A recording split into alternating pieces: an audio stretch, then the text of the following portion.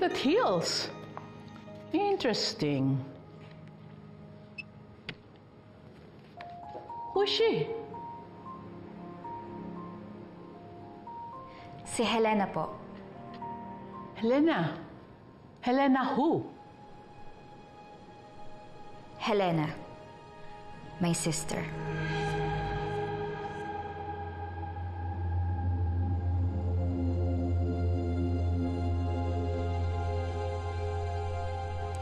A few years ago, nabully po ako sa school. Sinaktan nila ako, kaya nagkapasa ako sa mukha. Graduation picture taking pa naman namin the next day. Pero iba talaga si Ate Helena.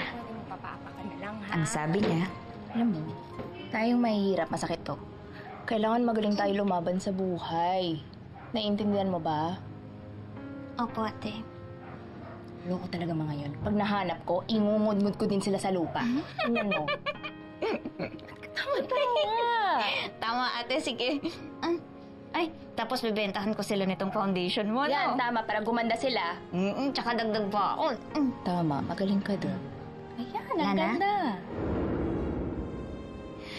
gumawa rin siya ng makeup na safe sa sugat. At yun po ang naging inspirasyon ko sa Healing Helena. Isang liquid foundation na nakakatakip sa sugat. Made from aloe vera, kaya meron din po itong healing properties. At perfect sa morena skin ng mga Pinay. Hindi na tayo magtitiis sa mapuputing foundation. Love our own and heal our own skin.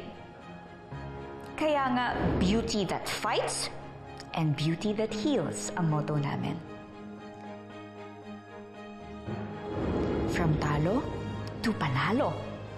Naswak na swak sa branding ni Ms. Tara Park with her advocacy that supports women who were victims of domestic violence. The Korea t-shirt line that partnered with her, naka 3 billion peso sales. Na kayang-kaya rin natin gawin sa Healing Helena.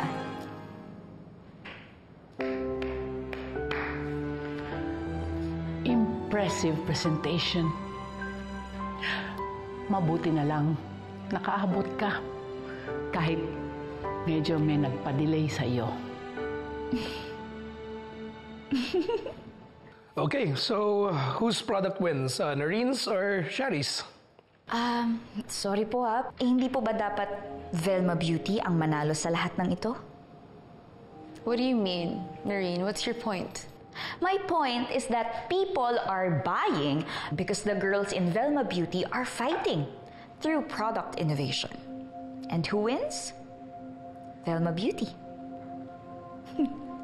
What I'm trying to say is, let's embrace the competition in the name of Miss Velma. Well, I agree with Noreen. Velma Beauty talaga magbe-benefit na to. Dahil sa ingay ng competition. But I have a bigger idea.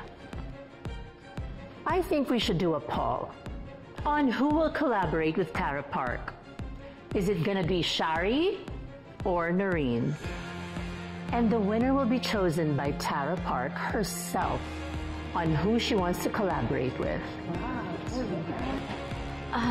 Ang ibig sabihin niyo po ba, pupunta kami ng Korea? Yes, pupunta kayo ng Korea. So you better get ready and get on that flight. Congratulations. Congratulations, ladies. Congratulations.